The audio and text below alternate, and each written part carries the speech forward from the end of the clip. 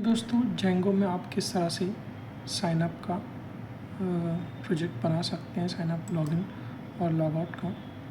तो यहाँ पर देखिए साइन अप होते ही इसने लॉगिन की इस पर होम पेज पर डायरेक्ट कर दिया। अब यहाँ से हम इसको लॉग आउट कर सकते हैं। फिर से आप यहाँ पर अपना यूज़र नेम जो भी है आपका डालकर यहाँ पर लॉगिन कर सकते हो।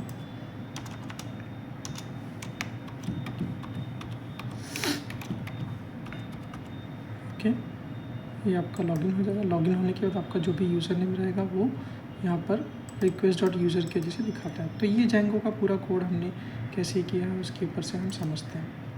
तो यहाँ पर आपको करना क्या है, आपको अकाउंट्स नाम का एक ऐप बना लेना है और उसके व्यूज़ में आपको देखो एक होम पेज पे रिडायरेक्ट करने वाला कोड कर लेना है, डेफ होम फंक्शन।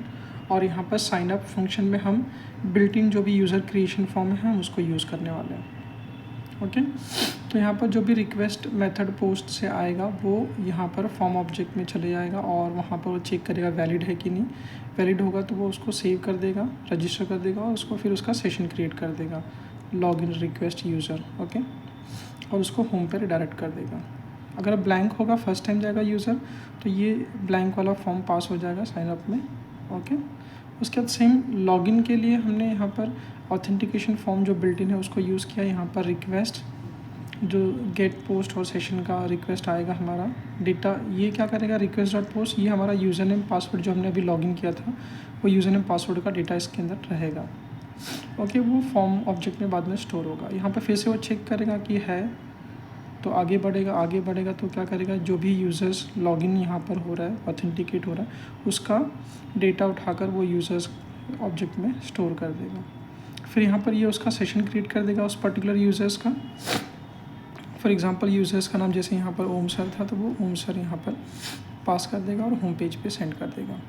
ओके, तो यहाँ पर मेन जो यूज़र्स ऑथेंटिकेटेड होगा उसको गेट करने के लिए form dot gate user use किया गया है। अगर वो ब्लैंक होगा इन केस तो यहाँ पर ये वाला काम करेगा। ओके, फिर यहाँ पर लॉग आउट का आपका कोड है। ओके, तो इस तरह से जेंगो में फिर आप इसका क्या करोगे, आपके अकाउंट्स का जो भी ऐप है उसमें इसका सबके पाथ डिफाइन कर दोगे। ओके, बट आपका जो प्रोजेक्ट का जो यूआरएल्स है उसमें भी आपको अपने ऐप को रजिस्टर करना होता है, तो ध्यान में रखिए आप कैसे रजिस्टर करोगे। इस तरह से रजिस्टर कर दोगे आपके ऐप में इंक्लूड करके, पाथ इंक्लूड। तो इसका full PDF notes step by step बना हुआ है। अगर आपको जानना है, समझना है नोट्स तो आप जस्ट DM कर दो, मैं आपको उसका लिंक भेज दूँगा।